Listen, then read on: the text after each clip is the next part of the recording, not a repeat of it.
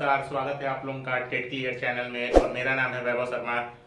तो आज हम लोग यूपी टेट या सुपर टेट जो भी कह लीजिए उसमें आने वाले गणित के पार्ट भाज्यता के नियम के बारे में डिस्कस करेंगे।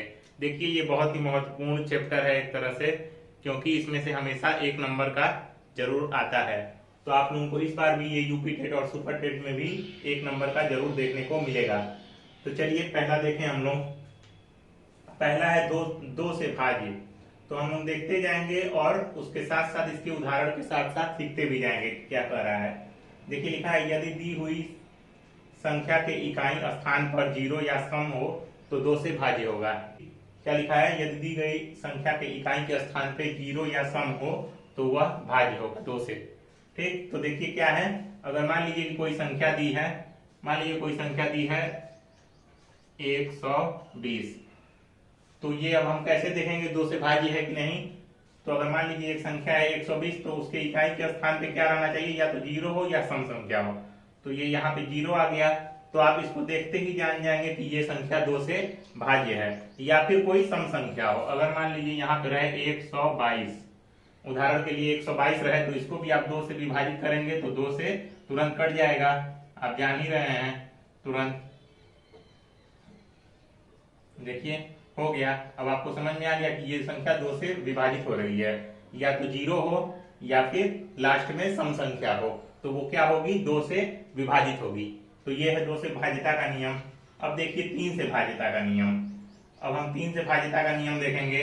तो 3 से भाज्यता के नियम को देखिए क्या लिखा है इसमें, दी गई संख्या के सभी अंकों का योग 3 से विभाजित हो। दी गई संख्या के सभी अंकों का योग 3 से विभाजित हो तो वो क्या होगा, 3 से भाज्य हो जाएगा। ये है 3 से भाज्यता का नियम।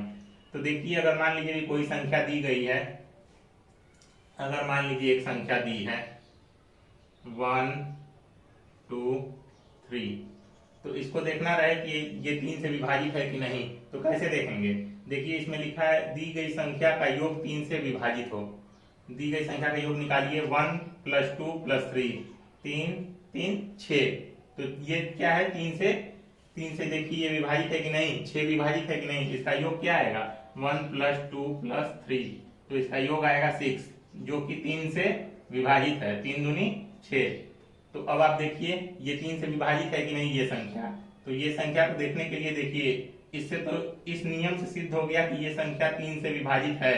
अब इसको विभाजित करके आप देख भी लीजिए 3 से, 3 चौके 12, 4 बार गया और इसके बाद 3, 3 एकम 3, ये संख्या हो गई 3 से विभाजित। तो देखिए आप लोगों को बस याद नहीं करना है, समझ के भी चलना है। देखिए एकदम आसानी से 3 से विभाजित ये संख्या हो गई। अब ये तीसरा नियम देखिए। तो देखिए तीसरा क्या है, तीसरा है 4 से भाज्य। 4 से भाज्य का नियम देखिए, दी गई संख्या के इकाई और दहाई अंकों द्वारा बनी संख्या 4 से विभाजित है तो वह संख्या 4 से विभाजित होगी। देखिए इसमें लिखने का तात्पर्य यह है कि यदि इकाई और दहाई कोई संख्या ले लीजिए, अगर मान लीजिए एक संख्या ले लेते हैं 420, तो देखिए इसमें क्या लिखा है, इकाई और दहाई के अंकों द्वारा बनी संख्या। इकाई और दहाई से कौन सी संख्या बन रही है, ये है इसका इकाई और ये है इसका दहाई। तो इकाई और दहाई से क्या बन रहा है, संख्या बन रहा है 20। तो ये 20 आप देख लेंगे तुरंत कि 4 से विभाजित हो रहा है, 4 के पहाड़ा में आता है, 4 × 5 = 20। तो ये क्या होगा, ये वाली संख्या जब ये विभाजित हो गया 4 से, तो इसका मतलब ये संख्या भी 4 से विभाजित हो जाएगी।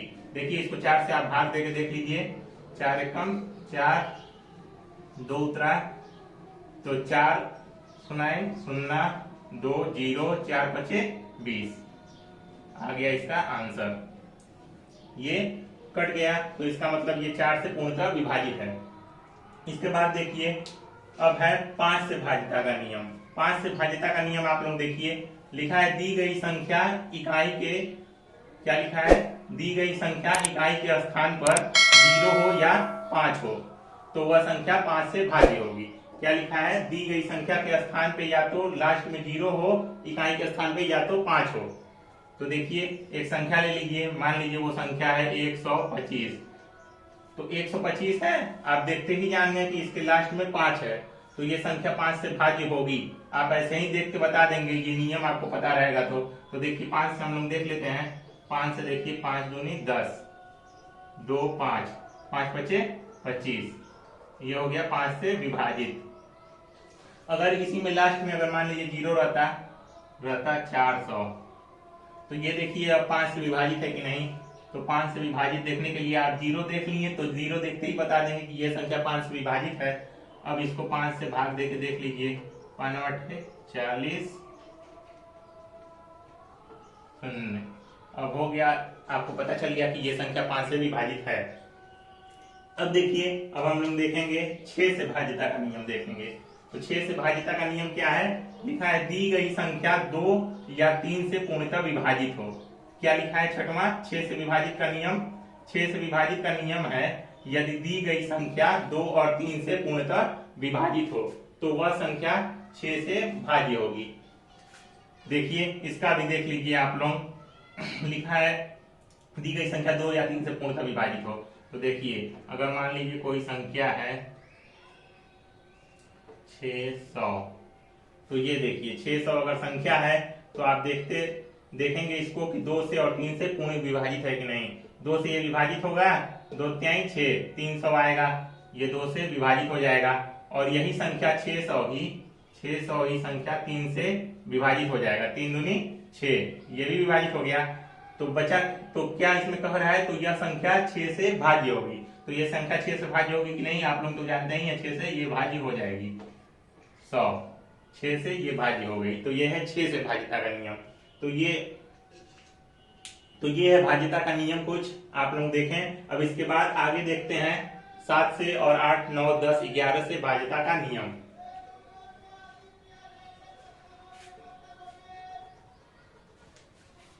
तो देखिए दोस्तों 7 से भाज्यता का नियम, ये थोड़ा लंबा पड़ता है इसीलिए जल्दी कोई बताता नहीं है। तो देखिए क्या है, दी गई संख्या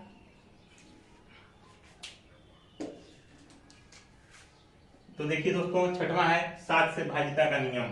तो ये थोड़ा लंबा है इसीलिए जल्दी कोई बताता नहीं है। देखिए क्या लिखा है, दी गई संख्या के इकाई अंकों का दुगुना करके शेष संख्या में से घटाते हैं जब तक कि वह संख्या 7 से कट न जाए। यह है 7 से भाज्यता का नियम। तो देखिए अगर मान लीजिए कोई संख्या ले लीजिए, जैसे एक संख्या ले लीजिए 343 मान लीजिए, ले लीजिए 3 4 3 ले लीजिए। तो इसको देखिए ये 7 से भाज्य है कि नहीं। तो क्या लिखा है, इकाई के अंक का दुगुना करके शेष में से घटाते हैं। इकाई के अंक का दुगुना करिए, 3 दूनी 6, 6 को घटाइए, 6 को घटाइए, इकाई का अंक ये है, इसका दुगुना किए तो कितना आएगा, बस इस एक संख्या का दुगुना करेंगे, इस एक संख्या का अगर आप मान लीजिए दुगुना करते हैं इकाई के अंक का तो आएगा 6। अब 6 इसमें से घटाइए, जो शेष बचता है, लिखा है ना कि जो शेष बचता है उसमें से उसको घटाते हैं। तो शेष क्या बचा 34। तो 34 में से आप माइनस करिए 6 को, तो कितना बचेगा आपके पास, देखिए 34 में से 6 घटाइए आप, कितना बचता है। तो देखिए 34 में से 6 घटाइए, कितना बचेगा, ये बचेगा 8 और ये बचेगा 2, 28 बचेगा आपके पास, है ना। 14 में से 6 गया 8 और ये 2, ठीक। तो ये बचेगा 28। तो 28 देखिए 7 से भाज्य है कि नहीं, 7 चौक 28, 28 भाज्य है। तो ये संख्या भाज्य होगी कि नहीं, ये संख्या भाज्य होगी। देखिए इसको हम भाग देके देख लेते हैं, 7 से भाग दीजिए, 7 चौक 28, 7 चौक 28, कितना बचा 28 बाद 29 30 30 34 6 बचा, 3 बचा, 7 9 63। तो ये संख्या भाज्य हो गई। देखिए 49 भाज्य होगी पूरी तरह से। तो ये है 7 के भाज्यता का नियम। इसके बाद देखेंगे हम लोग 8 से भाज्यता का नियम। 8 से भाज्यता का नियम देखिए आप लोग। तो देखिए दोस्तों आप लोग 8 से भाज्यता का नियम, 8 से भाज्यता का नियम है यदि दी गई संख्या के अंतिम 3 अंकों द्वारा बनी संख्या 8 से भाज्य हो तो वह संख्या 8 से भाज्य होगी। क्या है, यदि दी गई संख्या, अगर मान लीजिए कोई संख्या दी है, मान लीजिए एक संख्या है 1800, तो वो संख्या का अंतिम 3 अंक 8 से भाज्य हो। ये अंतिम 3 अंक है, ये 8 से भाज्य है कि नहीं। आप लोगों को अगर मान लीजिए ऐसी संख्या एक उदाहरण के तौर पे देखने को मिले तो ये आप जान जाएंगे कि 8 में 100 का गुणा करेंगे तो आप जान जाएंगे कि 100 बार में चला जा रहा है। इसका मतलब ये संख्या 8 से भाज्य है। तो ये जब 8 से भाज्य है तो ये पूरी संख्या 8 से भाज्य होगी। देखिए आप लोग 8 से भाग देके देख लीजिए, 8 दूनी 16, 2 बचा 0, 8 दूनी 16, 4 0, 8 5 40। तो ये हो गया भाज्य। ठीक, ये है 8 से भाज्यता का नियम। अब इसके बाद देखेंगे 9 से भाज्यता का नियम। इसमें लिखा है दी गई संख्या, क्या लिखा है, यदि दी गई संख्या के अंकों का योग 9 से विभाजित हो तो वह संख्या 9 से भाज्य होगी। ये जैसे एक हम लोग पढ़े हैं 3 से भाज्यता का नियम की संख्याओं का योग अगर 3 से भाज्य हो तो वह संख्या 3 से भाज्य होगी। इसी तरह 9 का भी है, यदि दी गई संख्याओं के अंकों का योग 9 से भाज्य हो तो वह संख्या क्या होगी, 9 से भाज्य होगी। ठीक, देखिए अगर मान लीजिए कोई संख्या है आपके सामने, छोटी सी संख्या लीजिए 81 लीजिए, तो उसके संख्याओं का योग 9 से भाज्य है कि नहीं, इन दोनों का योग अगर करेंगे 8 + 1 तो ये संख्या क्या होगी, 9 होगी। ये जो 9 से भाज्य होगी, 9 एकम 9, तो ये संख्या क्या है, आपको देखते ही पता चल गया कि ये संख्या है 9 से भाज्य। 9 9 81 हो गया भाज्य, आप लोगों को पता चल गया। कोई दूसरी संख्या अगर आप मान लीजिए लेना चाहते हैं, अगर अभी आप इसके जगह पे 181 अगर ले लेते हैं तो इसको देखिए, इन तीनों का योग क्या होगा, 1 और 8 और 1 क्या होगा योग, 8 1 9 1 10, 10 हो रहा है। 10 9 से भाज्य नहीं है, इसका मतलब ये संख्या 9 से भाज्य नहीं होगी, ये 9 से भाज्य नहीं होगी ना। ठीक, तो चलिए इसके बाद देखते हैं 11वां। 11वां क्या है, 11वां है, तो इसके बाद चलिए देखते हैं हम लोग 11 से भाज्य का नियम। 11 से भाज्य का नियम क्या है, दी गई संख्या के विषम स्थानों के अंकों तथा सम स्थानों के अंकों का योग का अंतर या तो 0 हो या 11 से विभाजित हो। अगर मान लीजिए एक संख्या है 1 3 3 1, एक संख्या है, तो इसके बाद देखिए इसमें क्या कर रहा है, या दी गई संख्या के विषम स्थानों, विषम स्थान क्या होगा, एक विषम स्थान इसका ये होगा और इसके बाद एक विषम स्थान इसका ये होगा। विषम स्थानों के अंकों तथा सम स्थानों के अंकों, सम स्थान का अंक क्या है, ये है, ये वाला विषम है और ये वाला सम है।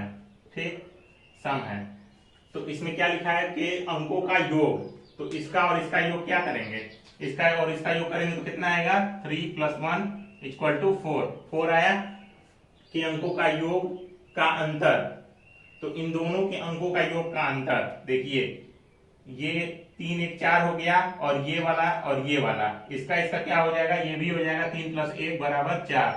तो ये जब दोनों का अंतर या तो 0 हो या 11 से विभाजित, तो देखिए इन दोनों का अंतर करेंगे तो आप कितना आएगा, एक का 4 है, 4 में से 4 गया 0, तो क्या होगा, ये संख्या 11 से विभाजित होगा। ये देखिए 1331 11 से विभाजित हो जाएगा, 1331, 11 कम 11 बचा 2 3 11 दूनी 22, 1 1 11 एकम 11 कट गया। ठीक, तो ये 11 से विभाजित होगा। आई होप आप लोगों को समझ में आ गया होगा। तो चलिए मिलते हैं नेक्स्ट वीडियो में दोस्तों। अगर ये वीडियो पसंद आए तो आप लोग लाइक करें, शेयर करें और चैनल को सब्सक्राइब करें। मिलते हैं नेक्स्ट वीडियो में।